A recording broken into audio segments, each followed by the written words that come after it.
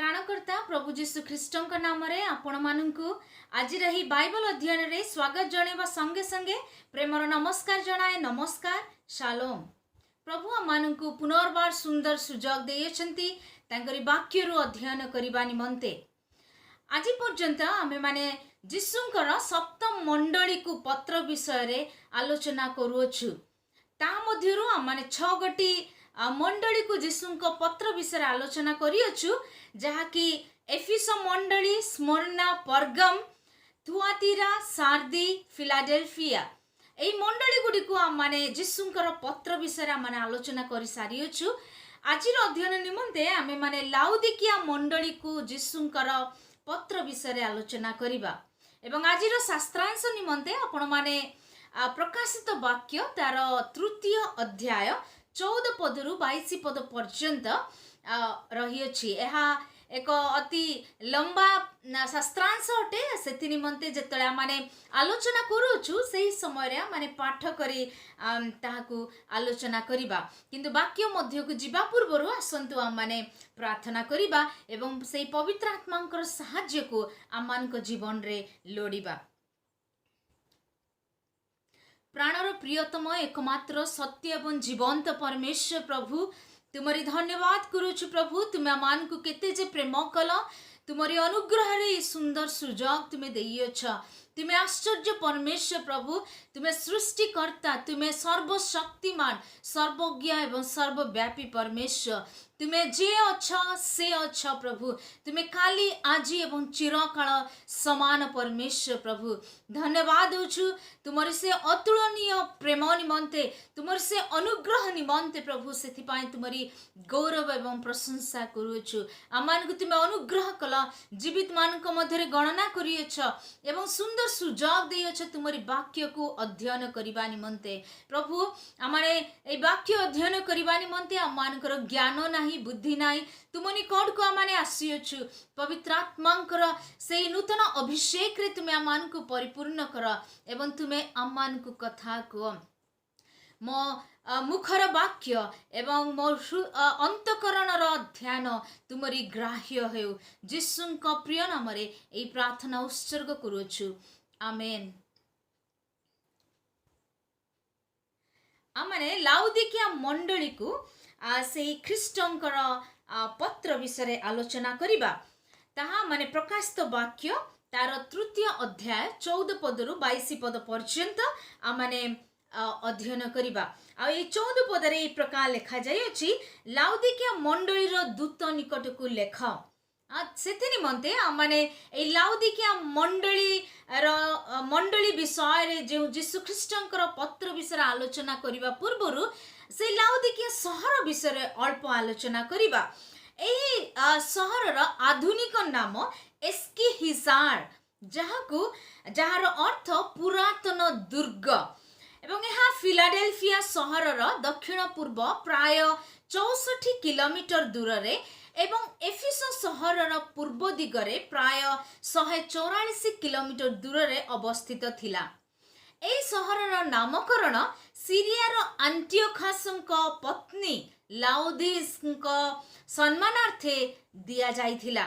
लाउदिया र अर्थ हेउची लोकमानଙ୍କ द्वारा शासित, rule of people. तो ए सहर रे बहु मात्रा रे जिहुदी लोक वास करुथिले एवं ए सहर से देशर अन्य सहर परि काइसर सम्राटंकर पूजा करुथिले।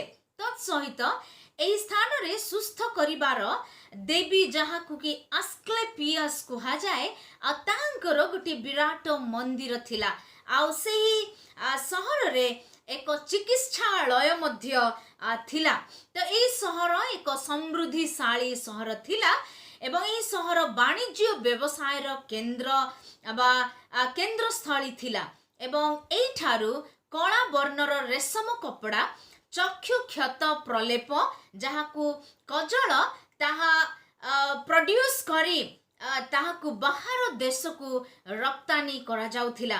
कुहा जाए तीनोटी विषय पाई एठिकार लोक गर्व करुथिले।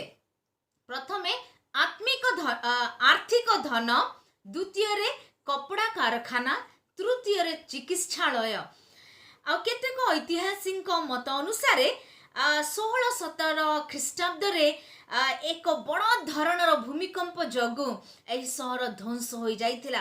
तथापि एही सहर धनी होइथिबारु से माने पुनर्निर्माण करिथिले आ धनशाली थिले मध्य एही सहर रे गोटे बहुत बड़ समस्या थिला, ताहा होची पानी रो अभाव थिला। तो एही प्रकार गोटे सहर रे थिबा जो मंडली से मंडली को जीशु ख्रीष्ट से पत्र लेखुअछंती एवं एई पत्र से मंडली दूतंक निकट को लेखुअछंती, जहा द्वारा माने जानु कि दूतंक माध्यम रे से ही मंडली रो विश्वासी मानक निमंते एई पत्र लेखिअछंती। जे प्रकार माने जेते बेले मंडली मानकु जे ख्रीष्टंकर पत्र विषय आलोचना करूथिलु, ठीक से प्रकार एही मंडली निमंते मध्य सही नक्शा अनुसारे सही मॉडल अनुसारे 5 गोटी विषय रही अछि। विशेष भाव रे 4 गोटी विषय मंडली विषय रही अछि एवं गोटी विषय एई मंडली रे ख्रीष्टंक पत्र रे नाही। अतः माने चिंता करिबा, किंतु प्रथम विषय एही मंडली निमंते ख्रीष्टंकर परिचय कौन थिला ताहा माने चिंता करिबा। जो प्रकार माने चिंता करूथिलु कि प्रत्येक मंडलीर आवश्यकता अनुसारे ख्रीष्ट से ताहांकर परिचय देउथिले एवं से परिचय माने प्रथम अध्याय 12 पदरु माने देखिदिलु कि सेही परिचय जहा कि ऐश्वर्य जो ऐश्वर्य भरा ख्रीष्टंकर परिचय रु आनित अटे। तो ए मंडलीर आवश्यकता अनुसार मध्य ख्रीष्ट से परिचय देवछंती एवं 14 पदर ताहार द्वितीयांश रे कहा जाए जे सत जे विश्वस्त व सत्य साक्षी जे ईश्वरंको सृष्टिर आदिकर्ता से एहा कहंती। आमाने जेतले ओडिया बाइबल रे देखुछु एही प्रथम विषय लिखा जाए जे सत ता पूर्व मु कहे पाई चाहे ख्रीष्ट एही मंडली को 3 प्रकार भाव रे परिचय देवा पाई चाहंती। तो प्रथम परिचय से देवा पाई चाहंती कि से हउछंती सत। इंग्लिश बाइबल एवं ग्रीक बाइबल रे जदि आमाने देखिबा ताहा लिखा जाए आमेन, ताहार अर्थ हेउची एपरी हेउ जहाँ जीशु ख्रीष्ट से प्रतिज्ञा करंती बा कुहंती से समस्त प्रतिज्ञा रे से साधन करिबारे विश्वस्त अटंती एवं से सत्य अटंती। आ जहाँ माने ओडिया बाइबल रे माने देखुछु ताहा गोटे व्याख्या अनुसारे ओडिया बाइबल रे ताहाकू लेखा जायछि, भाषांतर करा जायछि। ताहा लेखा जाय जे सत अर्थात से जे मिथ्यावादी नुहंती आ से विश्वस्त अटंती, से निजे जहाँ कही अछंती आ सेथिरे से विश्वस्त अटंती ना से विषय को एही पदरे कुहा जाए। जे प्रकार भाव रे कुहा जाए कि से सत अटंती आ एहा भूल नुहे किंतु व्याख्या अनुसारे अनुवाद करा जायछि। जे प्रकार लिखा जाए जिसा तार 65 अध्याय तार 15 पदरे लिखा जाए कि परमेश्वरंकर नाम आमेन अटे। 65 अध्याय तार 16 पदरे लिखा जाए। 65 अध्याय तार 16 पद तहिरे जेउ लोक पृथ्वी रे आपना को आशीर्वाद करे से सत्य परमेश्वर रे आपना को आशीर्वाद करिबो ओ जेउ लोक पृथ्वी रे शपथ करे से सत्य परमेश्वरंको द्वारा शपथ करिबो। जेहेतु पूर्व कालर संकट सबु विस्तृत होइछि ता सबु आंभ दृष्टिरु गुप्त होइछि। तो ये पद अनुसार आमाने देखुछु एही ओडिया बाइबल रे मध्य एठारे सत्य परमेश्वरंको विषय रे कहा जाए। सत्य परमेश्वर रे आपना को आशीर्वाद करिबो एवं से सत्य परमेश्वरंको द्वारा शपथ करिबो से विषय लिखा जाउछि। किंतु इंग्लिश एवं जो मूल भाषा रे बाइबल लिखा जाए आ से भाषा अनुसार कहा जाए परमेश्वरंको नाम आमेन अटे। आ द्वितीय करंथिय तार 1 पर्व 20 पदरे मध्य से विषयटी आमाने देखुछु। द्वितीय करंथिय तार 1 पर्व 20 पद से लिखा जाए जेणु ईश्वरंकर जेते प्रतिष्ठा से समस्त रही ताहांको ठारे से समस्त हाँ ताहांको ठारे अछि एथि सकाशे मध्य ताहांको द्वारा ईश्वरंको गौरव उद्देश्य रे आमे माने आमेन कहि थाउ तार अर्थ होची आमेन परमेश्वरंकर नाम आमेन अटे ना जहाँ कि परमेश्वरंकर प्रतिज्ञा जीशुंको ठारे आमेन अटे प्रेज द लॉर्ड सेथि निमंते जीशुंकर जो परिचय से जे आमेन अटंती से विषय रे जीशु ख्रीष्ट एई मंडली को परिचय दियंती द्वितीय रे से कहंती कि से जे विश्वस्त व सत्य साक्षी तो यही पद अनुसार आम देखुछु से सत्य अटंती एवं से सत्य कहंती से विश्वस्त अटंती लाउदिकियार परिस्थिति विषय रे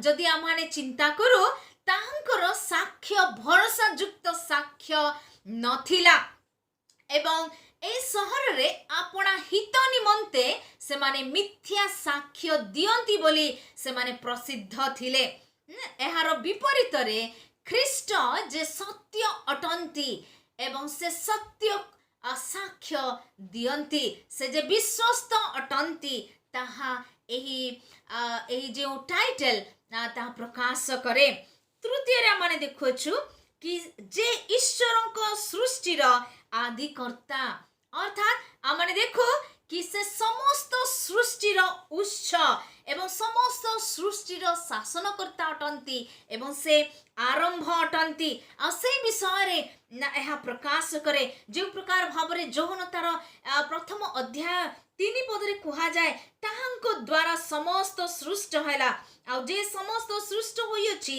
सेथि मध्यरु गोटिए सुधा ताहांको बिना सृष्ट होई नाही अर्थात आमने देखो कि परमेश्वर आदि रे जते बेले से सृष्टि करुथिले आ सेही समय रे जीशु ख्रीष्ट पुत्र आ से मध्य से सृष्टि रे शामिल होइथिले सहभागी होइथिले कारण से आदि अटंती कारण से परमेश्वरंकर सृष्टिर आदिकर्ता अटंती आसे आदिरु आसे रही अछंती ताहांकर अस्तित्व आदिरु रही अछि आ ताहांको द्वारा समस्त सृष्टि होई अछि जे प्रकार भाबरे कलसिय तार 1 पर्व 15 एवं 16 पदरे मध्य से विषय लेखा जाय अछि से अदृश्य ईश्वरंको प्रतिमूर्ति समस्त सृष्टिर प्रथम जात कारण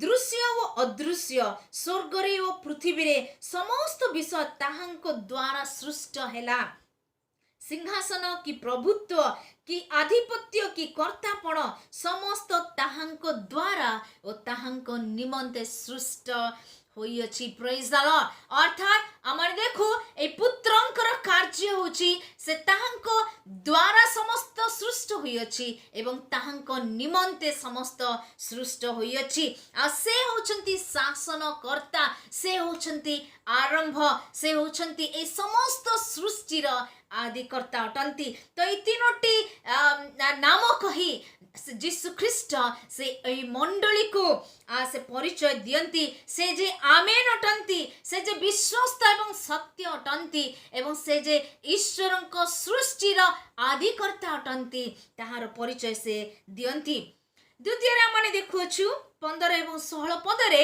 जीशु ख्रीष्टंकर मंडली प्रति अनुजोग प्रत्येक मंडली निमंते माने देखुथिलु कि प्रत्येक मंडली रे विशेष भाव रे किछि ना किछि प्रशंसार विषय जीशु ख्रीष्टंक द्वारा रहिथिला किंतु अति दुखर विषय कि ए लाउदिकिया मंडली निमंते जीशु ख्रीष्टंक ठारे कोनोसी मध्य प्रशंसार विषय नाही एणु से सीधा सड़क से एही मंडली को अनुजोग करूअछंती आउ सेति निमंते आमने देखिबा कि जीशु ख्रीष्ट एही मंडली निमंते केउ प्रकार भाव रे से अनुजोग करूअछंती से कहंती आम्भे तुम्भर कर्म जानु तुम्हे शीतल नुह कि उष्ण ही नुह तुम्हें शीतल कि उष्ण हेले भल हुअंता।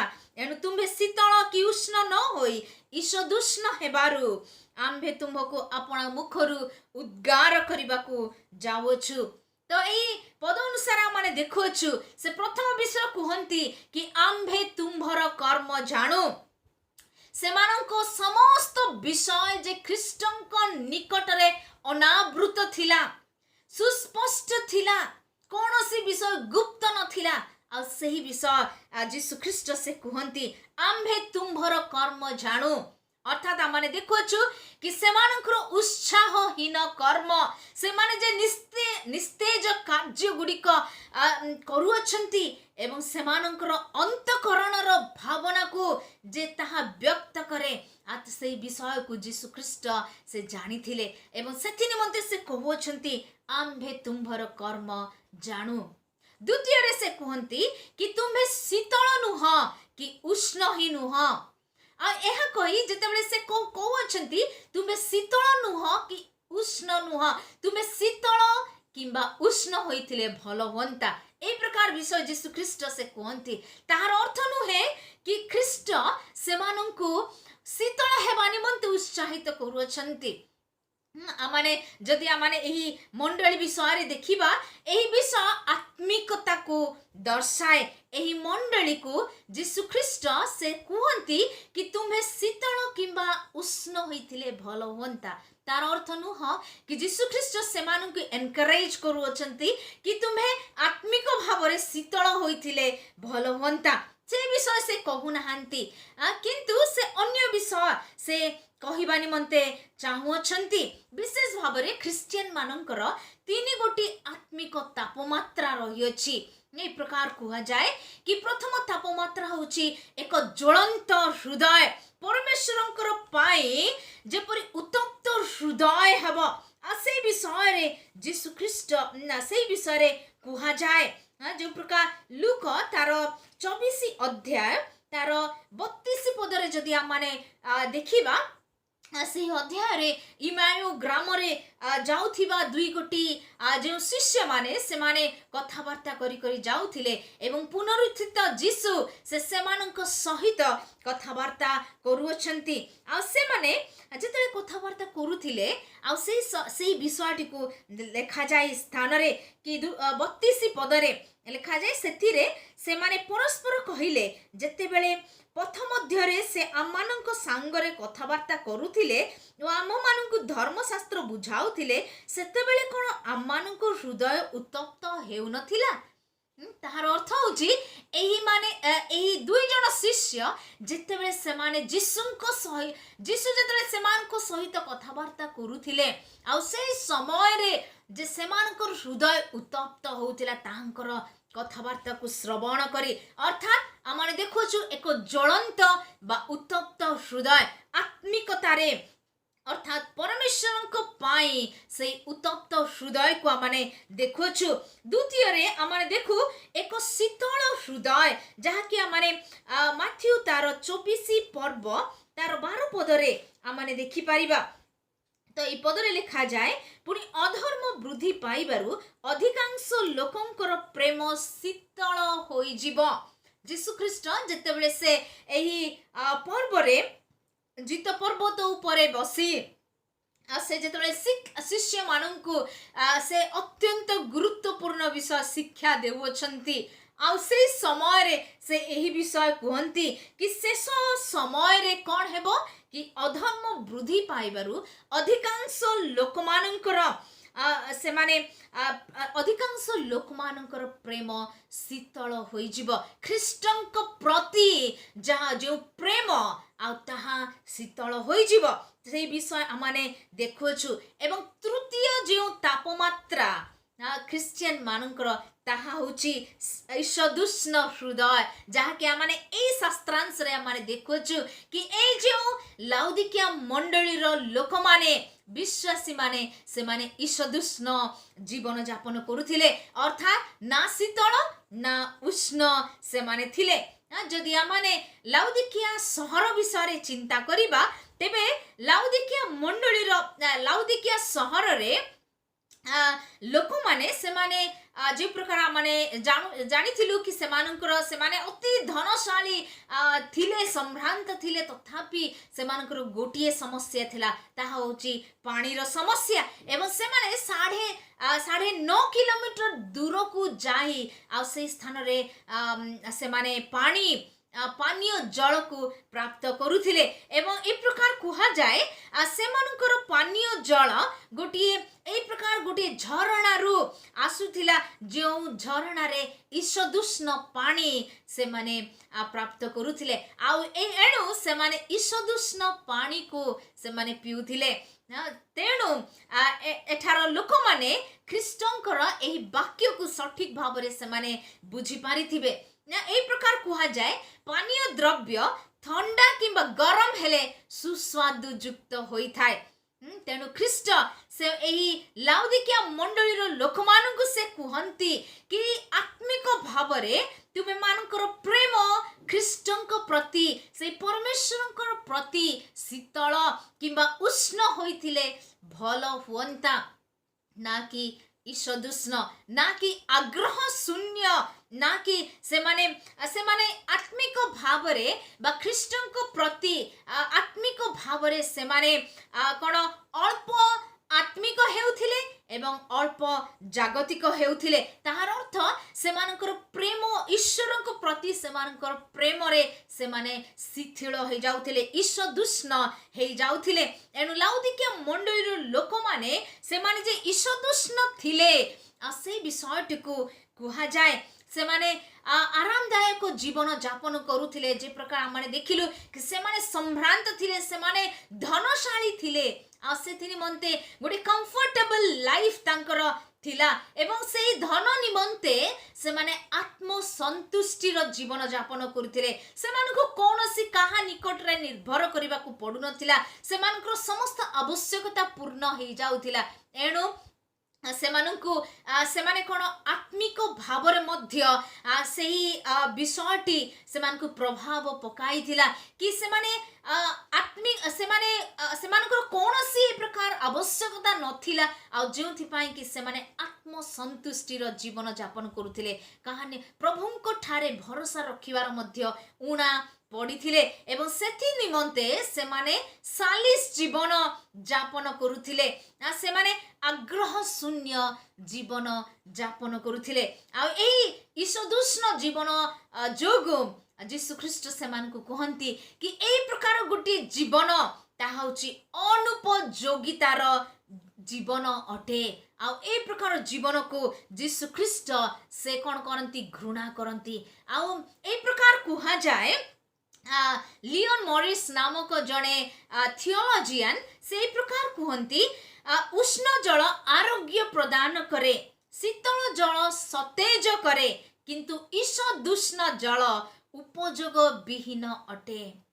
तो ए प्रकार भाव रे आत्मिक भाव रे जदि आमने देखिबा कि उष्ण जल आरोग्य प्रदान करे, जदि आत्मिक भाव रे सेमाने उत्तप्त होई थानते ताहाले निश्चित भाव रे आत्मिक आरोग्यता सेमानक निमंते प्राप्त होई थांता, सेमानक निमंते आसी थांता, सेमानकर कोनसी समस्या आत्मिक भाव रे देखा जाय न थांता। आउ कुहा जाय कि शीतल जल सतेज करे, अर्थात ए शीतल जल जेपरी जनकु सतेज करि थाए, ठीक सेपरी ख्रिस्टियन मानकर उपस्थिति जनकु सतेज करिबार आवश्यकता रहिछि। जे प्रकार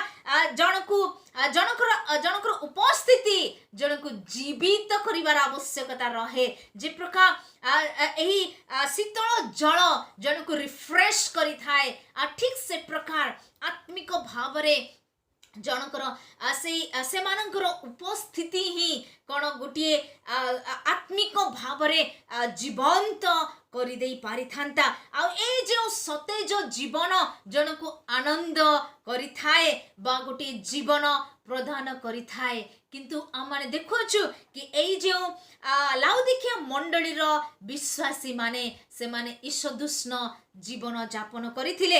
एणु आग्रह शून्य सालिस जीवन, अनुपयोगितार जीवन, ए प्रकार भाव रे गोटे आत्मिक अधपतन सेमानकर होइथिला, किंतु सेमाने এই ଅଧପତନ ହୋଇଥିଲା ବୋଲି ମଧ୍ୟ ସେମାନେ ଜାଣିପାରି ନଥିଲେ, ସେମାନେ ଅଜ୍ଞ ଥିଲେ।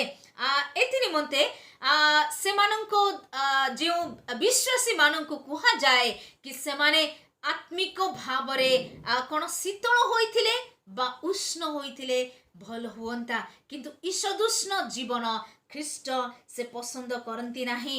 ମୋର ପ୍ରିୟମାନେ, ଆଜି ଲାଉଦିକିଆ ମଣ୍ଡଳୀ ନିକଟକୁ ଖ୍ରୀଷ୍ଟଙ୍କର ଏହି ଯେଉଁ ଅନୁଯୋଗ ଆମମାନଙ୍କ ଜୀବନ ନିମନ୍ତେ ମଧ୍ୟ ସେହି ପ୍ରକାର ଅନୁଯୋଗ ଆସିଅଛି। ଯଦି କେହି ମଣ୍ଡଳୀରେ ଥାଇ ମଧ୍ୟ ଏହି ପ୍ରକାର ଗୋଟିଏ ସାଲିସ ଜୀବନ ଯାପନ କରୁଅଛନ୍ତି, ଏହି ପ୍ରକାର ଗୋଟିଏ ଅନୁପଯୋଗିତାର ଜୀବନ ଯାପନ କରୁଅଛନ୍ତି, ସେମାନଙ୍କ ନିମନ୍ତେ ମଧ୍ୟ ଖ୍ରୀଷ୍ଟ କୁହନ୍ତି କି ସେମାନଙ୍କୁ ଏହି ଈଷଦୁଷ୍ଣ ଜୀବନ ଯାପନ କରିବାର ଆବଶ୍ୟକତା ନାହିଁ, କିନ୍ତୁ ସେମାନେ କ'ଣ ଉଷ୍ଣ ଖ୍ରୀଷ୍ଟଙ୍କ ନିମନ୍ତେ ଆତ୍ମିକ ଭାବରେ ଉତ୍ତପ୍ତ ହେବାର ଆବଶ୍ୟକତା ରହିଅଛି। ଯେଉଁ ପ୍ରକାର କୁହାଯାଏ କଲସିୟ ତାର 4 ପର୍ବ ତାର 12 ପଦରେ ଯଦି ଆମେ ଦେଖିବା, ଏପାଫ୍ରା ନାମକ ଜଣେ ପ୍ରାଚୀନ ସେହି ପ୍ରକାର ଭାବରେ ମଣ୍ଡଳୀ ନିମନ୍ତେ ସେ ସମ୍ପୂର୍ଣ୍ଣ ରିଭାଇଭ୍ଡ ଥିଲେ, ମଣ୍ଡଳୀ ନିମନ୍ତେ ଆତ୍ମାରେ ଉତ୍ତପ୍ତ ହୋଇ ସେ ପ୍ରାର୍ଥନାରେ ନିବେଶ କରୁଥିଲେ। ଲେଖାଯାଏ, ଏପାଫ୍ରା ଯେ ତୁମମାନଙ୍କ ମଧ୍ୟରୁ ଜଣେ ତୁମମାନଙ୍କୁ ନମସ୍କାର ଜଣାଉଅଛନ୍ତି, ସେ ତ ଖ୍ରୀଷ୍ଟ ଯୀଶୁଙ୍କର ଦାସ ଏବଂ ଆପଣ ପ୍ରାର୍ଥନାରେ ତୁମମାନଙ୍କ ନିମନ୍ତେ ସର୍ବଦା ପ୍ରାଣପଣ କରୁଅଛନ୍ତି, ଯେପରି ତୁମ୍ଭେମାନେ ସିଦ୍ଧ ଓ ଈଶ୍ୱରଙ୍କ ସମସ୍ତ ଇଚ୍ଛା ସମ୍ବନ୍ଧରେ ସମ୍ପୂର୍ଣ୍ଣ ବିଶେଷଜ୍ଞ ହୋଇ ଅଟଳ ହୋଇ ରୁହ। ପ୍ରେଜ୍ ଦ ଲର୍ଡ। ଏପାଫ୍ରା ନାମକ ଜଣେ ବ୍ୟକ୍ତି ସେ ମଣ୍ଡଳୀ ନିମନ୍ତେ ପ୍ରାର୍ଥନା କରୁଅଛନ୍ତି, ପ୍ରାଣପଣ କରୁଅଛନ୍ତି ପ୍ରାର୍ଥନାରେ, ଏବଂ ସେ ଯେପରି ମଣ୍ଡଳୀ ସିଦ୍ଧ ହେବ, ମଣ୍ଡଳୀ ଯେପରି ଈଶ୍ୱରଙ୍କ ସହିତ ଇଚ୍ଛା ସମ୍ବନ୍ଧରେ ସେମାନେ ଜାଣିବେ, ବିଶେଷଜ୍ଞ ହେବେ, ସେଥି ନିମନ୍ତେ ସେ ପ୍ରାର୍ଥନା କରୁଥିଲେ। এই ଈଷଦୁଷ୍ଣ ଗୁଣ ଯୋଗୁଁ ଆମେ ଦେଖୁଛୁ ଯୀଶୁ କ'ଣ କରିବେ ବୋଲି ଲେଖାଯାଉଛି 16 ପଦରେ କୁହାଯାଏ, ଏଣୁ ତୁମେ ଶୀତଳ କି ଉଷ୍ଣ ନ ହୋଇ ଈଷଦୁଷ୍ଣ ହେବାରୁ ଆମ୍ଭେ ତୁମ୍ଭକୁ ଆପଣା ମୁଖରୁ ଉଦ୍ଗାର କରିବାକୁ ଯାଉଛୁ। ମୋର ପ୍ରିୟମାନେ, ଆମେ ଦେଖୁ ଯୀଶୁ ଖ୍ରୀଷ୍ଟ ଏହି ପ୍ରକାର କହନ୍ତି, ସେ ଉଦ୍ଗାର କରିବାକୁ ଯାଉଅଛନ୍ତି, ଅର୍ଥାତ୍ ମଣ୍ଡଳୀର ବିଶ୍ୱାସୀ ମାନଙ୍କୁ ସେ ବାନ୍ତି କରିବାକୁ ଯାଉଅଛନ୍ତି। ଆମେ ଜାଣୁ କି ବାନ୍ତି କେହି ମଧ୍ୟ ପୁନର୍ବାର ତାହାଙ୍କ ମୁଖକୁ ନିଅନ୍ତି ନାହିଁ। ଯୀଶୁ ଖ୍ରୀଷ୍ଟ ସେ କହୁଅଛନ୍ତି ଏହି ପ୍ରକାର ଈଷଦୁଷ୍ଣ ବିଶ୍ୱାସୀ ମାନଙ୍କୁ ସେ କ'ଣ କରିବେ କି ସେ ଉଦ୍ଗାର କରିବେ, ନା ଏହି ଉଦ୍ଗାର କରିବେ ଅର୍ଥାତ୍ ସେ ସେମାନଙ୍କୁ ଆପଣା ଜୀବନରୁ ବାହାର କରିଦେବେ। କ'ଣ ଏହାର ଅର୍ଥ କି ଯେଉଁ ବିଶ୍ୱାସୀ ମାନେ ସେମାନେ ପରିତ୍ରାଣ ପ୍ରାପ୍ତ ଥିଲେ, ସେମାନଙ୍କର ପରିତ୍ରାଣରୁ କ'ଣ ସେମାନେ ବଞ୍ଚିତ ହେବେ? କ'ଣ ପରିତ୍ରାଣର ସୁରକ୍ଷା ବିଶ୍ୱାସୀ ମାନଙ୍କ ନିମନ୍ତେ ଅଛି କି ନାହିଁ? ଆମେ ସେଇ ପ୍ରଶ୍ନ ଗୁଡ଼ିକ ଆସିଥାଏ କି ଏହି ମଣ୍ଡଳୀର ବିଶ୍ୱାସୀ ମାନେ ମଣ୍ଡଳୀଭୁକ୍ତ ଥିଲେ, ତଥାପି ଆମେ ଦେଖୁଛୁ କି ଯୀଶୁ ଖ୍ରୀଷ୍ଟ ସେ କୁହନ୍ତି କି ସେ ଏହି ଈଷଦୁଷ୍ଣ ଜୀବନ ଯଦି କେହି ଯାପନ କରିବ, ସେହି ଲୋକମାନଙ୍କୁ, ସେହି ବିଶ୍ୱାସୀ ମାନଙ୍କୁ ସେ ଆପଣ ମୁଖରୁ ଉଦ୍ଗାର କରିବେ। ଅର୍ଥାତ୍ ଯଦି ଆମେ ଚିନ୍ତା କରିବା ଏହି ପ୍ରଶ୍ନ ବିଷୟରେ, ତାହେଲେ ଆମେ ଜାଣିପାରିବା କି ସେମାନେ ଏହି ମଣ୍ଡଳୀର ଲୋକମାନେ ନିଶ୍ଚିତ ଭାବରେ ପରିତ୍ରାଣର ସୁରକ୍ଷା ବିଶ୍ୱାସୀ ମାନଙ୍କ ନିମନ୍ତେ ରହିଅଛି। ଅର୍ଥାତ୍ ଖ୍ରୀଷ୍ଟ ସେ ପରିତ୍ରାଣ ସେ ଦିଅନ୍ତି ଏବଂ ପରିତ୍ରାଣର ସୁରକ୍ଷା ମଧ୍ୟ ସେ ଦିଅନ୍ତି, କିନ୍ତୁ ଯିଏ ପ୍ରକୃତରେ ପରିତ୍ରାଣ ପ୍ରାପ୍ତ ଅଟେ, ସେ ନିଶ୍ଚିତ ଭାବରେ ଖ୍ରୀଷ୍ଟଙ୍କର ହୋଇ ରହିବା ନିମନ୍ତେ ଇଚ୍ଛା ପ୍ରକାଶ କରିବ ଏବଂ ସେ ଆତ୍ମିକ ଜୀବନରେ ବୃଦ୍ଧି ସାଧନ କରିବ। ମୋର ପ୍ରିୟମାନେ, ଯଦି ଜଣେ ଶିଶୁ ସେ ଜନ୍ମ ହୋଇଥାଏ ଏବଂ ସେ ତାହାର ଯଦି ଶାରୀରିକ ବୃଦ୍ଧି ହୁଏ ନାହିଁ, ତାହେଲେ ସେଇ ଶିଶୁଙ୍କୁ पेरेंट्स माने से माने डॉक्टर को निकट को नहीं जानती एवं से होई पारे से गोटे विकलांग शिशु बोली कुहा जाई पारे अर्थात ताहार शारीरिक भाव रे वृद्धि हेउ नाही सेति निमंते से विकलांग अटे। मोर प्रिय माने ठीक से प्रकार आत्मिक जीवन रे जेतला माने यीशु ख्रीष्ट को विश्वास करू एवं यीशु ख्रीष्ट को ग्रहण करि थाओ आ से समय आमाने तांकर परिवार भुक्त होई थाओ आमाने परित्राण को आमाने प्राप्त करि थाओ किंतु एही परित्राण को आमाने परित्राणर कार्य को साधन करिवार आवश्यकता रही अछि। जो प्रकार फिलिपिय तार द्वितीय अध्याय तार 12 पदरे लिखा जाए तुम्हें माने भय और कंप सह अपना परित्राण साधन कर। एणु मोर प्रिय माने आमानकु परित्राण ख्रीष्टंक ठारे परित्राण तो सुरक्षित भाव रे रही अछि किंतु सही परित्राण प्राप्त करी आमानकु सही परित्राण को भय एवं कंपरे साधन करिबा को पड़िबो से परित्राण संपूर्ण हेबाकु पड़िबो ताहले जदि केही से परित्राण भय एवं कंप सह साधन करि पारे नाही होई पारे से निजे अपना कार्य जोगु अपना अवहेला जोगु अपना जो भय न करिबा जोगु से परित्राण को हराई पारे। एणु ख्रिस्टियन मानकु अति सावधान रो जीवन यापन करिवार आवश्यकता रही प्रत्येक समय ख्रीष्टंक ठारे होई जीवन यापन करिवार आवश्यकता रही। जदि आमारे प्रकृत विश्वासी तेबे आम्हे माने निश्चित भाव रे ख्रीष्टंक ठारे होई जीवन यापन माने करिबा ताहाले से परित्राण जो परित्राण ख्रीष्ट मानक जीवन रे देई अछंती से परित्राण साधित हेबो। जदि आमाने से परित्राण को केयरलेस भाव रे आमाने कार्य करिबा आमाने ताहाकु भय एवं कंप सह ताहार साधन करिबा नाही ताहा हेले आमाने से होई पारे अनेके से परित्राण को हराइबार चांसेस रही अछि। एणु मोर ख्रीष्ट रे मोर मंडली आपण माननकु प्रभु यीशु ए वाक्य द्वारा सचेतन करिया पई चाहंती कि एही परित्राण कार्य को भय एवं कंप सह साधन करिवार आवश्यकता रही अछि। एही लाउदिकिया मंडली रो लोक माने से माने संसार रो दृष्टिकोण रो से माने धनी थिले किंतु से माने एक भ्रांत सुरक्षा एवं स्वाधीनता को से माने प्राप्त करियछंती बोली से माने चिंता करुथिले। से मानकर आत्मतृप्ति जीवन ही से माननकु गोटे आरामदायक एवं आडंबरपूर्ण जीवन यापन करने को उत्साहित करुथिला। से माने ख्रीष्टंक ठारे निर्भर करी प्रतिदिन दैनंदिन जीवन रे से माने यापन करुनथिले किंतु से माननकु यीशु ख्रीष्ट एई प्रकार कहंती आमाने देखु कि 17 पदरे एई प्रकार कहंती तुम्हे कहूछ मु धनी मोहर बहुत संपत्ति अछि मोहर कोनोसी अभाव नाही मात्र तुम्हे जे दुर्भागा दीनहीन दरिद्र अंध और उलंग एहा जान नाही।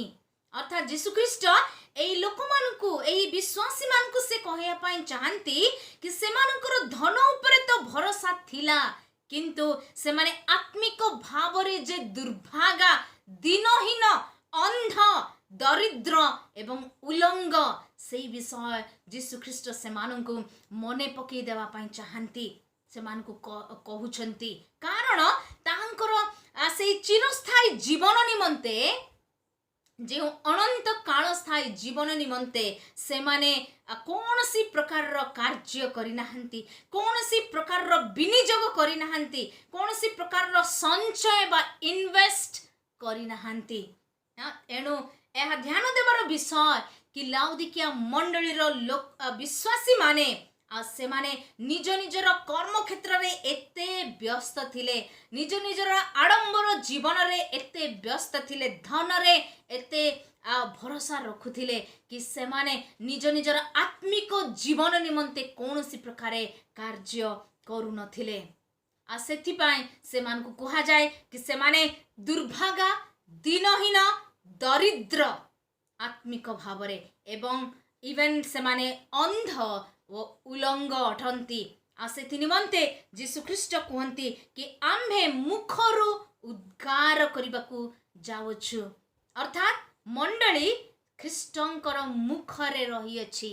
ଆଉ ସେଇ ମଣ୍ଡଳୀକୁ ଖ୍ରୀଷ୍ଟ ଯଦି ସେମାନେ ଅନୁତାପ କରିବେ ନାହିଁ, ମନ ପରିବର୍ତ୍ତନ କରିବେ ନାହିଁ, ତାହେଲେ ସେମାନଙ୍କୁ ସେ ଉଦ୍ଗାର କରିବେ। ମୋର ପ୍ରିୟମାନେ, ଏହା ଗୋଟିଏ ଅତ୍ୟନ୍ତ ଆଶ୍ଚର୍ଯ୍ୟପୂର୍ଣ୍ଣ ଗୁରୁତ୍ୱପୂର୍ଣ୍ଣ ବିଷୟ କି ମଣ୍ଡଳୀ ଖ୍ରୀଷ୍ଟଙ୍କ ମୁଖରେ ରହିଅଛି। କାରଣ ମଣ୍ଡଳୀ ଖ୍ରୀଷ୍ଟଙ୍କର ସେହି ବାକ୍ୟ ପ୍ରଚାର କରେ। ସେ ଖ୍ରୀଷ୍ଟଙ୍କର ସାକ୍ଷୀ ହେବା ନିମନ୍ତେ ମଣ୍ଡଳୀକୁ ଖ୍ରୀଷ୍ଟ ଏହି ପୃଥିବୀରେ ରଖିଅଛନ୍ତି। ସେଥି ନିମନ୍ତେ ମଣ୍ଡଳୀ ଯେ ଖ୍ରୀଷ୍ଟଙ୍କ ମୁଖରେ ରହିଅଛି ତାହା ଯୀଶୁଖ୍ରୀଷ୍ଟ ସେ ଏହି ମଣ୍ଡଳୀ ପାଇଁ କହୁଅଛନ୍ତି। ଏଣୁ ଆମେ ଦେଖିଲୁ କି এই ବିଷୟ ଗୁଡ଼ିକ ଅନୁଯୋଗର ବାକ୍ୟ ଗୁଡ଼ିକ ଯୀଶୁଖ୍ରୀଷ୍ଟ ଏହି ମଣ୍ଡଳୀ ପାଇଁ କହୁଅଛନ୍ତି।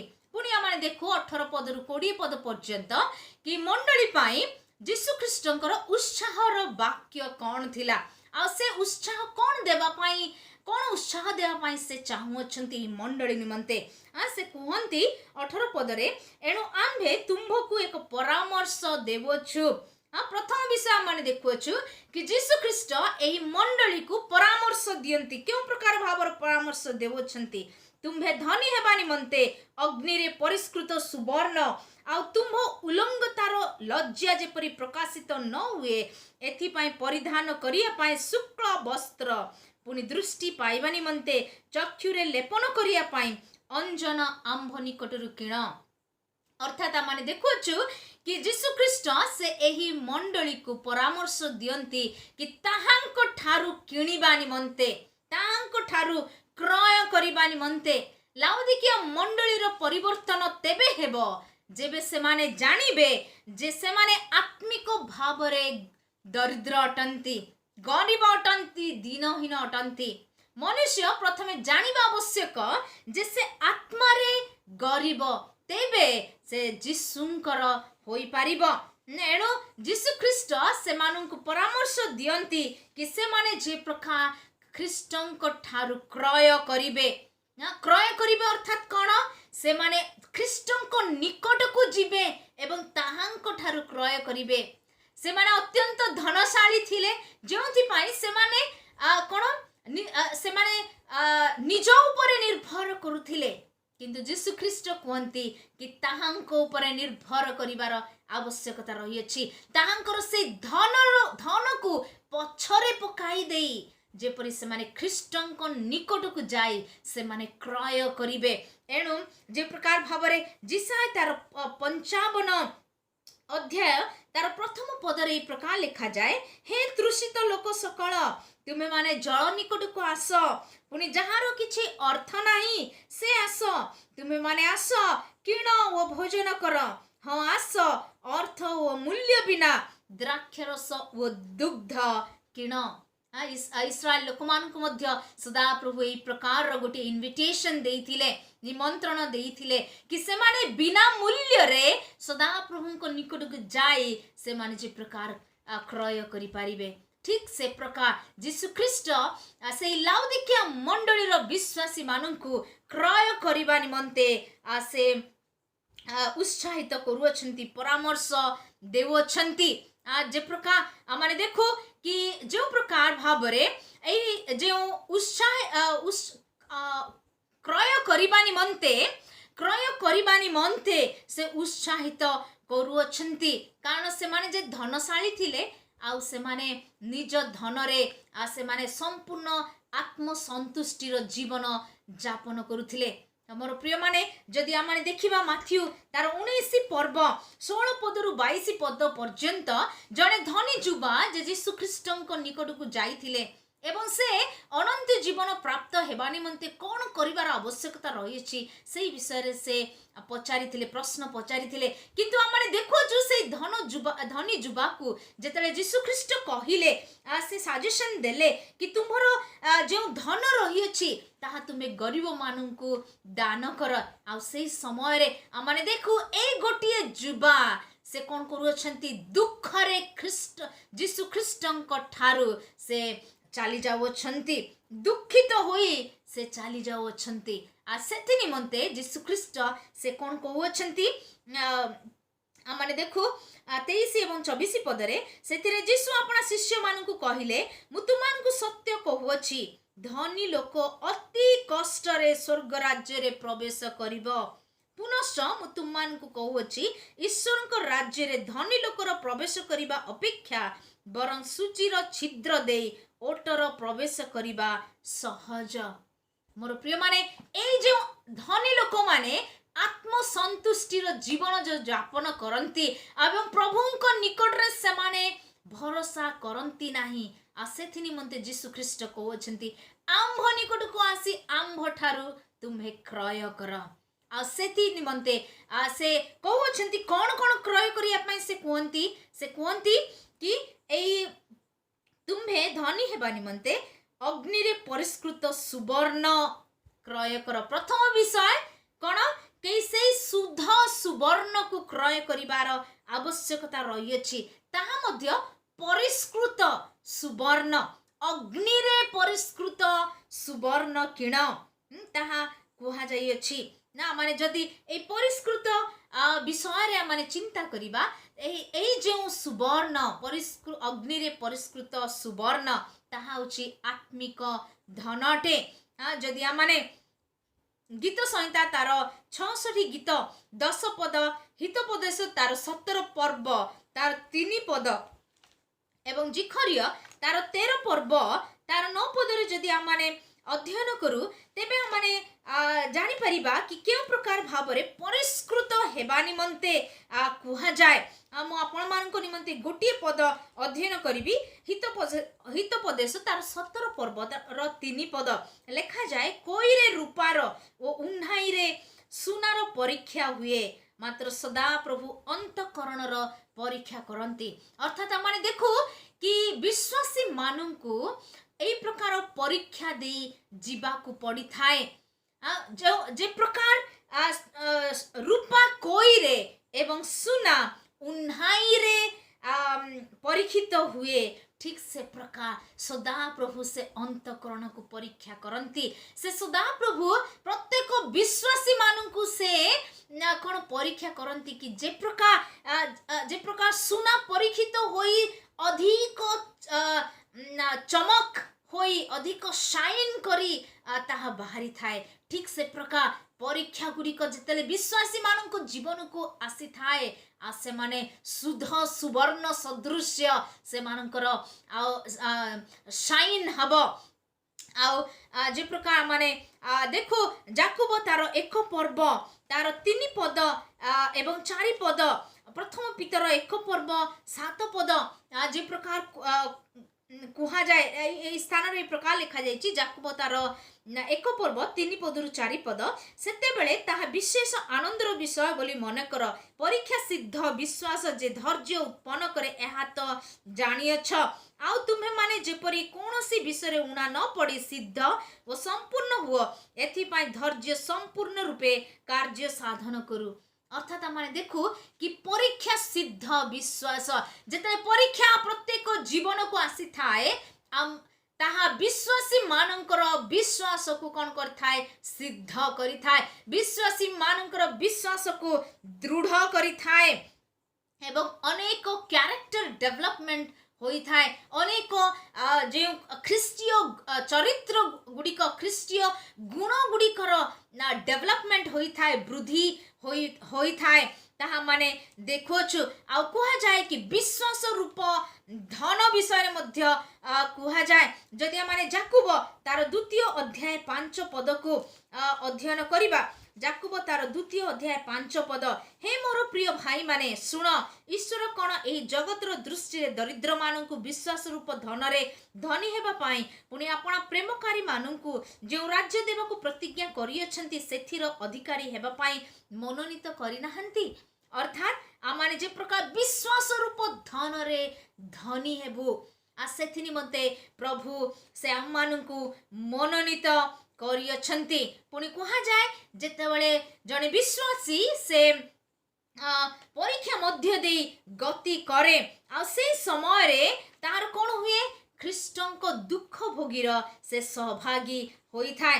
ଯେ ପ୍ରକାର ଲେଖାଯାଏ ପ୍ରଥମ ପିତର ତାର 4th ଅଧ୍ୟାୟ 12 ପଦ ଏବଂ 13 ପଦ ଲେଖାଯାଏ, ହେ ପ୍ରିୟମାନେ, ତୁମମାନଙ୍କ ପରୀକ୍ଷା ନିମନ୍ତେ ଯେଉଁ ଦୁଃଖ ଭୋଗ ରୂପ ଅଗ୍ନି ଉପସ୍ଥିତ ହୋଇଅଛି ତାହା ଅଦ୍ଭୁତ ଘଟଣା ବୋଲି ମନେ କରି ଆଶ୍ଚର୍ଯ୍ୟ ଜ୍ଞାନ କର ନାହିଁ, ବରଂ ଯେଉଁ ପରିମାଣରେ ଖ୍ରୀଷ୍ଟଙ୍କ ଦୁଃଖ ଭୋଗର ସହଭାଗୀ ହେଉଅଛ ସେହି ପରିମାଣରେ ଆନନ୍ଦ କର, ଯେପରି ତାହାଙ୍କ ମହିମା ପ୍ରକାଶିତ ହେବା ସମୟରେ ମଧ୍ୟ ତୁମେମାନେ ମହାନନ୍ଦରେ ଆନନ୍ଦିତ ହେବ। ଅର୍ଥାତ୍ ଆମେ ଦେଖୁ ଯେତେବେଳେ ଆମେ ପରୀକ୍ଷା ମଧ୍ୟ ଦେଇ ଗତି କରୁଅଛୁ ତାହାର ଏବଂ ଦୁଃଖ ମଧ୍ୟ ଦେଇ ଗତି କରୁଅଛୁ ଆଉ ସେହି ସମୟରେ ତାହା ଖ୍ରୀଷ୍ଟଙ୍କ ଦୁଃଖ ଭୋଗର ସହଭାଗୀ ହେଉଅଛୁ। ଏବଂ ଏହି ପ୍ରକାର ମଧ୍ୟ କୁହାଯାଏ ବାକ୍ୟରେ ଲୁକ ତାର 12 ପର୍ବ 21 ପଦରେ, ପ୍ରଥମ ତିମୋଥୀ ତାର 6 ପର୍ବ 18 ପଦରେ ଲେଖାଯାଏ, ପରୋପକାର କରି ସତ୍କର୍ମରେ ଧନୀ ହୁଅ। ତ ଏହି ପ୍ରକାର ଧନ ଗୁଡ଼ିକ ମାନଙ୍କୁ ସଞ୍ଚୟ କରିବାର ଆବଶ୍ୟକତା ରହିଛି ଏବଂ ଏହି ଧନ ଗୁଡ଼ିକ ଲାଉଦିକିଆ ମଣ୍ଡଳୀରେ ଅଭାବ ଥିଲା। ଆଉ ସେହି ପ୍ରକାର ସେଥି ନିମନ୍ତେ ଯୀଶୁ ଖ୍ରୀଷ୍ଟ ସେ କହୁଅଛନ୍ତି ତାହାଙ୍କ ନିକଟକୁ ଯାଇ ତାହାଙ୍କ ଠାରୁ ସେହି ଧନ ଗୁଡ଼ିକ କ୍ରୟ କରିବେ ଏବଂ ସେମାନେ ପରୋପକାରର ଧନରେ ସେମାନେ ଯେ ପ୍ରକାର ଧନୀ ହେବେ ଏବଂ ସେମାନେ ଯେ ପ୍ରକାର ସେହି ପରୀକ୍ଷା ସିଦ୍ଧ ବିଶ୍ୱାସର ଧନରେ ସେମାନେ ଧନୀ ହେବେ ଏବଂ ସେହି ଯେ ପ୍ରକାର ସେମାନଙ୍କର ଆତ୍ମିକ ଧନରେ ସେମାନେ ଧନୀ ହେବେ ଏବଂ ସେହି ଧନ ଯେ ପ୍ରକାର ସେହି ସୁବର୍ଣ୍ଣ ସେହି ଅଗ୍ନିରେ ପରିଷ୍କୃତ ସୁବର୍ଣ୍ଣ ଯେ ପ୍ରକାର ସାଇନ୍ କରେ ଠିକ୍ ସେ ପ୍ରକାର ଯେପରି ମଣ୍ଡଳୀର ବିଶ୍ୱାସୀ ମାନଙ୍କର ଜୀବନ ସାଇନ୍ କରିବ ଏବଂ ସେମାନେ ସେହି ସ୍ୱର୍ଗ ରାଜ୍ୟ ନିମନ୍ତେ ସେମାନେ ଯେ ପ୍ରକାର ସଞ୍ଚୟ କରିବେ। ସେଥି ନିମନ୍ତେ ଯୀଶୁ ଖ୍ରୀଷ୍ଟ ସେ କହୁଅଛନ୍ତି କି ବିନା ମୂଲ୍ୟରେ ସେହି ପରିଷ୍କୃତ ସୁବର୍ଣ୍ଣକୁ କ୍ରୟ କରିବାର ଆବଶ୍ୟକତା ରହିଛି। ପୁଣି ଦ୍ୱିତୀୟରେ ଆମେ ଦେଖୁଛୁ ପରିଧାନ କରିବା ନିମନ୍ତେ ଶୁକ୍ଳ ବର୍ଣ୍ଣ କିଣ।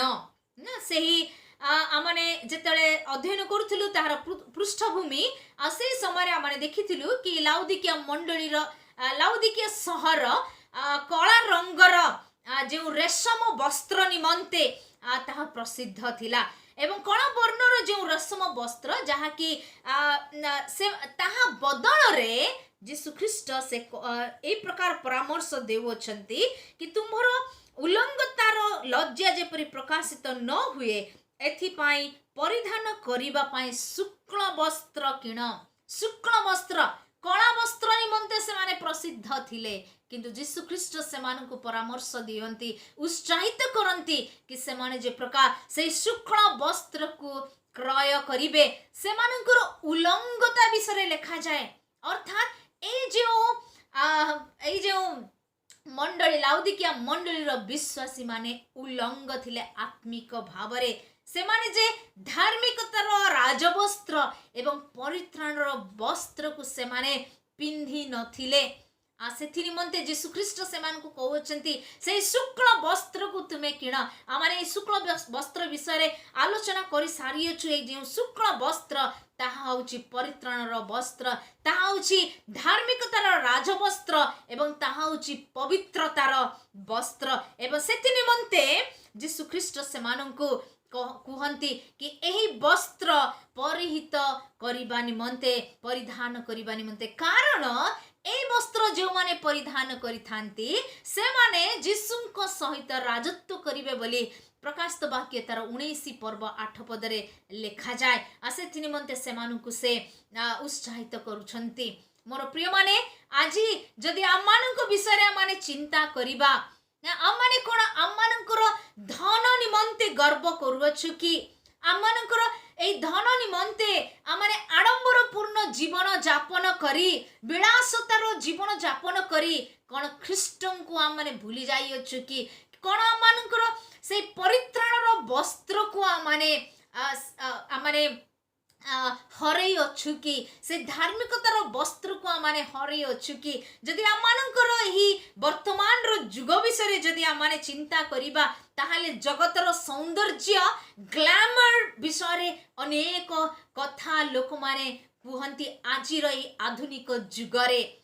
ଗ୍ଲାମର ता केउठारु आसीथाए मोस्टली अधिकांश ग्लैमर हॉलीवुड एवं बॉलीवुड रु लोक माने शिखिथांती एवं ता सेही ग्लैमरस विषय गुड़िक आमाने मंडली मध्य देखुअछु आ से माने कोन सेही हॉलीवुड एवं बॉलीवुड को से माने मॉडल करी से मानंकु अनुध्यान करी मंडलीर विश्वासी माने मध्य सेही प्रकार मॉडलिंग वस्त्र गुड़िक परिधान करती आ जे वस्त्र रे कि अनेक उलंगता प्रकाश होई थाए जे वस्त्र प्रकृत रे वस्त्र आच्छादन करिबा निमंते रही अछि किंतु आजिकालीर वस्त्र आच्छादन करिबा बदल रे उलंगता को प्रकाश करूअछि मोर प्रिय माने आज प्रभु आमानकु मध्य से प्रकार गोटिए जदि केही एई प्रकार धार्मिकतार वस्त्र एवं राजवस्त्र एवं परित्राण वस्त्र को हराई अछंती से मानकु यीशु ख्रीष्ट कहिया पाई चाहंती से उलंगता को आच्छादन करिबा निमंते से उलंगता को आच्छादन करिबा निमंते यीशु ख्रीष्टଙ୍କ ठारे जो वस्त्र रही अछि से वस्त्र को क्रय करिवार आवश्यकता रही अछि तृतीय माने देखुछु कि ताहांको ठारू अंजन किनिबा निमंते यीशु ख्रीष्ट से कहउछंती जे प्रकार माने पृष्ठभूमि रे आलोचना करियछु कि लाउदिकिया शहर रे अंजन प्रोडक्शन करा जाउथिला आ ताहाकु रप्तानी करा जाउथिला सेही अन्यन्य विदेश रे देश विदेश रे रप्तानी करा जाउथिला आ ठीक सेही जे अंजन ताहा होची चक्षु चिकित्सा पाई व्यवहार करा जाउथिला आ यीशु सेति निमंते जे प्रकार अंजन चक्षु चिकित्सा निमंते व्यवहार करा जाउथिला जे प्रकार से मानकर चक्षु उत्तम भावरे स्पष्ट भावरे देखि पारिबो आ ठीक से प्रकार यीशु ख्रीष्ट कहंती कि तुम्हे मो ठारू अंजन किण कारण से मानकर आत्मिक अवस्था को से माने देखि पारु नथिले से माने जे आत्मिक भावरे उलंग अटंती ताहा से माने अज्ञ थिले आ ताहांकर चक्षुरु से माने जानि पारु नथिले एणु यीशु ख्रीष्ट से मानकु कहउछंती से आत्मिक अंजन किण जेपरि से माने ताहांकर आत्मिक अवस्था को से माने देखि पारिबे ताहांकर आत्मिक अवस्था को से माने परिलोकन करि पारिबे आ जहा द्वारा कि से माने वास्तविकता को से माने देखि आ से विषय से माने कार्य करि पारिबे यीशु ख्रीष्टଙ୍କ ठारो से माने सेही अंजन को क्रय करि पारिबे आ सेति निमंते आमानकु निश्चित भावरे आवश्यकता रहिछि जे प्रकार एही लाउदिकिया मंडलीर विश्वासी मानकु अंजनर आवश्यकता थिला ठीक से प्रकार आज जदि केही आपणार सेही उलंगता विषय रे आत्मिक उलंगता विषय रे अज्ञ अटे से मानकु यीशु ख्रीष्ट कहिया पाई चाहंती यीशु ख्रीष्टଙ୍କ निकटरू से आत्मिक अंजन क्रय करंतु जे प्रकार आमाने देखु जोहन तार द्वितीय अध्याय 20 पद एवं 27 पद एवं जोहन 9 अध्याय तार 6 पदरे जदि आमाने देखु आ से स्थान रे आमाने देखि परिबा जोहन तार 9 पर्व तार 6 पदरे गोटे पद मु आपनक निमंते अध्ययन करिवि 9 पर्व तार 6 पद लेखा जाए एहा कही से माटी रे छेप पकाई से छेप रे कादुओ देले आउ ताहार दुई आखि रे कादुओ लगाई दे ताहाकु कहिले जाओ ना एही स्थान रे हमने देखो अंध विषय रे लेखा जाई अछि आ जे अंध को यीशु ताहांको चक्षु रे लेपन करि देथिले जे परि से स्पष्ट भाबरे देखि परिबे एवं ताहांको आज्ञा करथिले सिलोह नामक सेही पोखरी को जाई धोई हेबा निमंते एवं से आज्ञा को पालन करथिले जहा द्वारा कि हमने देखुछु कि सेही अंध दृष्टि को प्राप्त करिथिला ठीक से प्रकार जदि आमाने ख्रीष्टଙ୍କ ठारू से आत्मिक अंजन को किनिबा एवं आमाने से आत्मिक से अंजन को अपना अपना चक्षु रे लेपन करिबा तेबे निश्चित भावरे मानकर चक्षु मध्य उन्मुक्त हेबो एवं आमाने दृष्टि को प्राप्त करि परिबा। 19 पदरे ए प्रकार कहा जाए, आम्भे जेते लोकंकु, प्रकाशित वाक्य तार तृतीय अध्याय 19 पद, आम्भे जेते लोकंकु भल पाऊ सेमानकु अनुजोग ओ शासन करिथाउ, अतएव उद्योगी होई मन परिवर्तन कर। এই পদরে আমি দেখুছু যিশু যে লাউদিকিয়া মণ্ডলীକୁ ସେ ଅନୁଯୋଗ ଏବଂ ଶାସନ କରୁଅଛନ୍ତି, ତାହାର ଉଦ୍ଦେଶ୍ୟ ସେ କହୁଅଛନ୍ତି। କାହିଁକି ସେ ଅନୁଯୋଗ ଏବଂ ଶାସନ କରୁଅଛନ୍ତି? କାରଣ ସେ ଲାଉଦିକିଆ ମଣ୍ଡଳୀର ବିଶ୍ୱାସୀ ମାନଙ୍କୁ ସେ ପ୍ରେମ କରନ୍ତି। ପ୍ରେଜ୍ ଦ ଲର୍ଡ। ଏତେ ସମସ୍ତ ବିଷୟ ଥାଇ ମଧ୍ୟ ଯୀଶୁ ଖ୍ରୀଷ୍ଟ ସେ ଲାଉଦିକିଆ ମଣ୍ଡଳୀର से विश्वासी मानू से प्रेम करुअछंती, जोंथिपाई कि से कौन करुअछंती? मन परिवर्तन करबा निमंते से उत्साहित करुअछंती। एणु से जो प्रकार मन परिवर्तन करिवे से माने एवं ताहांकर मन जेते परिवर्तन हबो, माने जानो मन परिवर्तन करिवार अर्थ होची चिंताधारार परिवर्तन। मन परिवर्तनर अर्थ होची ताहार दृष्टिकोणर परिवर्तन। से माने जे प्रकार से माने दृष्टिकोण को तांकर चिंताधारा को से माने बदलैबे, परिवर्तन करिवे एवं ख्रीष्टंक ठारू से अनुजोग को स्वीकार करिवे। सेथि निमंते एई पदरे यीशु ख्रीष्ट कहंती, अतएव उद्योगी होई मन परिवर्तन कर। उद्योगी हेबा निमंते यीशु ख्रीष्ट से प्रकाश से कुहंती, सजेशन से दियंती। मूल भाषा रे उत्तप्त हेबा, उद्योगी हेबार अर्थ हेउची उत्तप्त हेबा। अनेक विश्वासी माने से माने उत्तप्त हुअंती, किंतु से माने केतेक मासरे बा न्यू ईयर रे से माने उत्तप्त होई थांती। ए प्रकार कुहा जाए केतेक क्रिश्चियन माने से माने ECG क्रिश्चियन अटंती, अर्थात E for Easter, C for Christmas एवं G फॉर गुड फ्राइडे। ए तिनी दिन गुड़िक निमंते से माने उत्साहित होई थांती, उद्योगी होई थांती एवं विशेष भाव रे क्रिसमस रे मासो सारा से माने उद्योगी होंती बोली देखांती। किंतु वाक्य कुहे कि मन परिवर्तन करी उद्योगी हेबा निमंते, अर्थात केवल डिसेंबर मासरे बा केवल गुड फ्राइडे समय ईस्टर समय उद्योगी न होई प्रत्येक दिन प्रत्येक अवस्थारे आमानकु उद्योगी हेबार आवश्यकता रही। आत्मा रे उत्तप्त हेबा विषय रे लेखा जाए कि से रोमियो तार 12 पर्व रे लेखा जाए 11 पदरे, उद्योग रे शिथिल हो नाही मात्र आत्मा रे उत्तप्त हो। Praise the Lord. अर्थात से लाउदिकिया मंडली को यीशु ख्रीष्ट उद्योगी हेबा निमंते से परामर्श देई अछंती। पुणी आमाने देखु 20 पदरु 22 पद पर्यंत मंडली पाई यीशुंको पुरस्कार प्रतिज्ञा अछि। जो माने मन परिवर्तन करिवे सेमानंको निमंते पुरस्कार प्रतिज्ञा यीशु ख्रीष्ट से करि अछंती। लेखा जाए 20 पदरु 22 पद पर्यंत, देख आम्भे द्वार निकट रे ठिया हुई आघात करुअछु, जदि के आंभर स्वर शुणी द्वार फिटाई देब ताहाले आम्भे प्रवेश करी ताहा निकट को जीवु, पुणी आम्भे ताहा सहित भोजन करिबु ओ से आंभ सहित भोजन करिबे।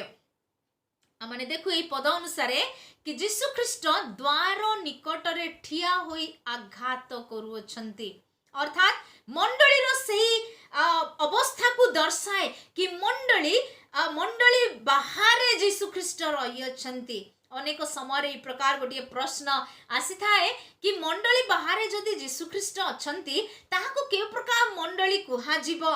ए प्रकार अनेक पृथ्वी रे मंडली गुड़िक रही अछि, जो मंडली रे कि यीशु ख्रीष्ट केंद्र स्थल नाहांती, यीशु ख्रीष्ट से केंद्र नाहांती, सेंटर पॉइंट नाहांती, से बाहर रही अछंती।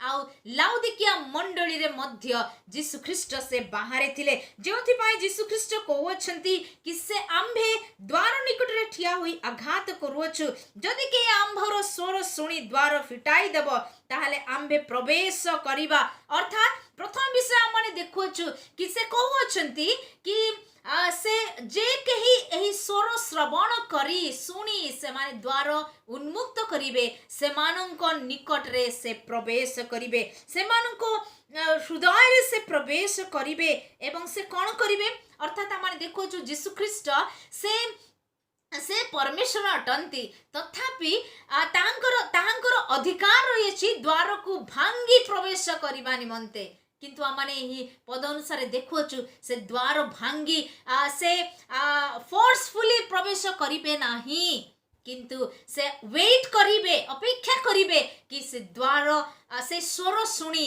द्वार को कहीं जने उन्मुक्त करू प्रेज द लॉर्ड सेति निमंते जे सार्वभौमिक परमेश्वर जे सर्वशक्तिमान परमेश्वर से आमान ठारो अपेक्षा करंती ताहांकर स्वर शुणी द्वार उन्मुक्त करिबा निमंते मोर प्रिय माने स्वर शुणिबार आवश्यकता मंडली को रही अछि तेबे ही से माने द्वार को उन्मुक्त करि परिबे एवं द्वार जतबे उन्मुक्त करिबे सही समय जीशु ख्रीस्ट से गृह मध्य को से प्रवेश करिवे एवं प्रवेश करी कौन करिवे लिखा जाए कहा जाए आम्भे ताहा सहित भोजन करिबु वो से आम्भ सहित भोजन करिब अर्थात आमने देखुछु भोजन करिबा विषय रे लिखा जाए ए प्रकार कहा जाए कि ए जो लाउदिकिया सहर रे से माने कोन संध्या समय रो जो भोजन ताहा संस्कृति अनुसार रात्र भोजन को यह सूचित करे एवं रात्र भोजन रे से माने समस्ते मिसी से माने भोजन करुथिले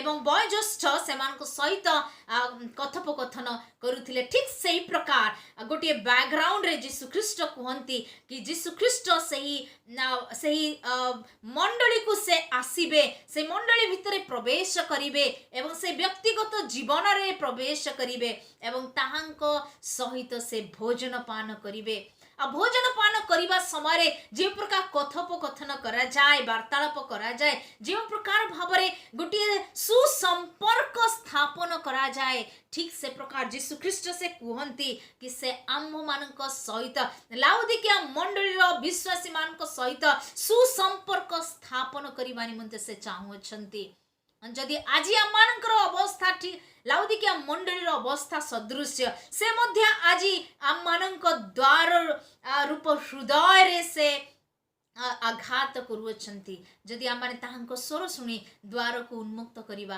तेबे से आमମାନଙ୍କୁ हृदय को से प्रवेश करिवे एवं से आमମାନଙ୍କ सहित अंतरंग संपर्क को स्थापन करिया पई से चाहुछंती ताहा से विषय आमाने ए पदरे देखुछु होई पारे अवश्य भविष्यत रे मध्य ए जो भोजन पान करिबा विषय लिखा जाए सहस्र वर्ष समय रे जो शांति राज्य हबो आ से समय रे आमाने विशेष भाव रे सेही मेष शावकଙ୍କ सहित आमाने भोजन पान करिबा ताहा सफल हेबो सेही दिन किंतु ए जो आत्मिक भाव रे ताहा लेखा जाए कि आत्मिक भाव रे कि आमने ताहांक सहित भोजन पान करिबा तृतीय आमने देखो कि जीशुंक सहित ताहांक सिंहासन रे बसी शासन करिबार जो सुजोग से देबे 21 पद रे लेखा जाए आम्भे जेपरि जय करी आम्भर पितांक सहित ताहांक सिंहासन रे बसी अछु सेपरि जे जय करे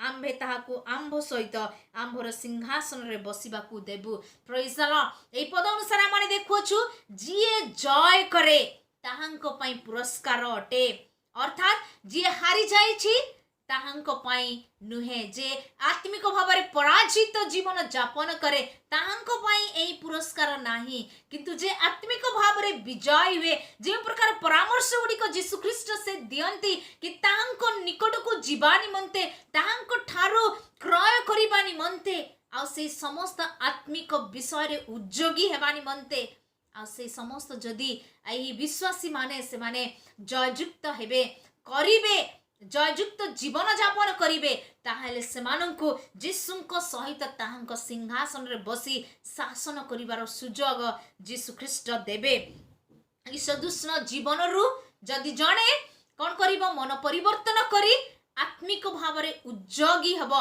आत्मिक भाव रे उत्तप्त जीवन जापन करिवो आ ताहाले निश्चित भाव रे जीशु ख्रीस्ट से मानंकु से सिंहासन रे बसिबा को देबे शासन करिबा को देबे आमाने जानो एहा मध्य से भविष्यत रे घटिबा से यीशु ख्रीष्टଙ୍କ सहित सहस्र वर्षरे जो शासन को दर्शाए ताहा माने देखुछु अनेक प्रतिज्ञा माने देखुछु कि यीशु ख्रीष्ट जे प्रतिज्ञा करियछंती कि से जे प्रकार जययुक्त जीवन जय हेले से सिंहासन विष्ट होइयछंती ठीक से प्रकार जे माने जय करिवे से माने मध्य सिंहासन रे ताहांक सहित से माने बसिबे एवं यहाँ गोटे एक्सल्टेड पोजिशन ताहा गोटे उच्च स्थानर गोटे पदवी अटे ताहा माने देखुछु 22 पदरे लिखा जाए मंडली गण को आत्मा कौन कहती जार कर्ण अच्छी से ता शुणु ताहा एहा होची एक सर्वसाधारण आह्वान अटे एवं ताहांकु जदि शुणी श्रवण करी ताहांकर श्रवण करी जदि ताहांक मन परिवर्तन करिवे एवं आत्मिक भावरे उत्तप्त जीवन उज्जग जीवन जापन करिवे ताहले सेमानंक निमंते एही समस्त आशीर्वाद एही समस्त प्रतिज्ञा सेमानंकर होई पारिबो। तेणु आमाने देखो कि एई जो लाउदिकिया मंडलीर लोक मानकर विश्वासी मानकर जीवन जोगु यीशु ख्रीष्ट से मंडलीर बाहरे द्वार निकट ठिया होई से आघात करुतले। मोर प्रिय माने प्रिय मंडली आज कोन प्रभु यीशु ख्रीष्ट द्वार निकट ठिया होई आघात करुअछंती कि आज से प्रभु यीशु ख्रीष्ट आपणक जीवन रे केउ स्थान रे रही अछंती आपणक हृदय रूपक गृह भितरे रही अछंती ना हृदय रूपक गृहर बाहर से रही अछंती जदि से बाहर रही अछंती मोर प्रिय माने ताहाले से आज आपण माननकु से डाकु अछंती आह्वान करिया पई चाहंती ताहांको निमंते द्वार उन्मुक्त करिबा निमंते से चाहंती कोन आज आपण माने से स्वर सुनी ताहांको निमंते द्वार उन्मुक्त करिवे कि आज यीशु ख्रीष्ट से आपण मानक सहित भोजन पान करिबा पाई चाहंती आपण मानक सहित से घनिष्ठ अंतरंग से संपर्क को स्थापन करिया पाई चाहंती कोन आज आपण माने मध्य ख्रीष्टंक सहित अंतरंग संपर्क स्थापन करिया पाई चाहुछंती कि आज ख्रीष्ट से आशीर्वाद को देवा पाई चाहंती कि ताहांको सहित शासन करिवार आशीर्वाद आज कोन आपण से आशीर्वाद को आपण को जीवन रे अनुभव करिया पाई बा से आशीर्वाद को आपणार करिबा निमंते आपण कोन चाहुछंती कि ना लाउदिकिया मंडलीर लोक मानक विश्वासी मानक सदृश्य गोटे सालिस जीवन जापन करुअछंती कोन लाउदिकिया मंडलीर से विश्वासी मानक सदृश्य अधा आत्मिक एवं अधा जागतिक जीवन आपण जापन करुअछंती कि जदि से प्रकार जीवन जापन करुअछंती ताले मोर प्रिय माने आज यीशु ख्रीष्ट आपण माननकु मध्य से कहया पाई चाहंती जे प्रकार रोमियो तार 12 अध्याय तार 2 पदरे लिखा जाए तुमे माने ही वर्तमान जुगर अनुरूपी हुओ नाही किंतु जेपरि तुमे माने ईश्वरक इच्छा कोन अर्थात उत्तम सुग्राह्य और सिद्ध विषय कोन एहा परीक्षा करी जानि पार एथि निमंते आपण आपण मनर नूतनीकरण द्वारा परिवर्तित हुआ। मोर प्रिय माने आज यीशु ख्रीष्ट एई प्रकार गोटे आह्वान करुअछंती एई वर्तमान जुगर अनुरूपी न होई मन परिवर्तन करी मनर नूतनीकरण द्वारा परिवर्तित जेपरी विश्वासी माने हेबे जेपरी मनर परिवर्तन द्वारा परिवर्तित होई से माने ख्रीष्टंक सदृश्य देखा जिबे ताहा यीशु ख्रीष्ट चाहुछंती कोन आज आपण ए वर्तमान जुगर अनुरूपी होउछंती ना आज आपण मनर नूतनीकरण द्वारा परिवर्तित होई दिन प्रतिदिन आपण माने से गोटे से ग्लोरी ठारू एक महिमा ठारू अन्य एक महिमामय हेबा निमंते आपण माने परिष्कृत हेउछंती मोर प्रिय माने आज यीशु ख्रीष्ट मध्ये आपण मानकु कथा पाई चाहंती सेति पे आसंतु आमाने प्रार्थना करिबा आपण आपण जीवन को परीक्षा करिबा समीक्षा करिबा एवं प्रभुंक ठारे आपण आपण जीवन को समर्पण करिबा। हालेलुया। प्रभु तुमरी धन्यवाद करूछु गौरव करूछु प्रशंसा करूछु तुमे आमानकु अनुग्रह कल प्रभु तुमरी वाक्य द्वारा तुमे आमानकु चेतना देई अछ प्रभु सेति पे आमाने तुमरी धन्यवाद करूछु जदि केही प्रभु आज तुमरी वाक्य को श्रवण करंती एवं तांको हृदय रे से तुमको प्रभु स्थान देई नहांती जदि तुमे आज पर्यंत प्रभु तांको हृदय बाहर ठिया होई रहियोछ आमे सेमान को तुम निकट समर्पण करूछु जदि सेमान आज तुमरो स्वर सुनी प्रभु तुमरो स्वर सुनी सेमाने आपन आपन द्वार को उन्मुक्त करूछंती ताले आमे प्रार्थना करू प्रभु तुमे सेमान को हृदय राजा हुआ एवं प्रभु तुमे सेमान को सहित भोजन पान कर जेपरि सेमाने तुमर सहित आनंद अनुभव करिवे प्रभु एवं प्रभु जो आनंद तुमे आमान को देई अछ से आनंद सेमाने मध्य प्राप्त करिवे सेथि पाई तुमे सहाय्य कर आशीर्वाद कर प्रभु विशेष भाव रे प्रार्थना करू वर्तमान जुगर अनुरूपी न होई प्रभु सालिस जीवन यापन न करी जेपरि प्रभु आत्मा रे उत्तप्त हेबु सेथि पाई तुमे प्रत्येक को सहाय्य कर आशीर्वाद कर प्रत्येक को पवित्र आत्मा को शक्ति रे तुमे परिपूर्ण करी आत्मा रे उत्तप्त जीवन यापन करिया पाई सहाय्य कर यीशुଙ୍କ प्रिय नाम रे ए प्रार्थना उत्सर्ग करूछु आमेन प्रभु प्रत्येक को आशीर्वाद करंतु आमेन।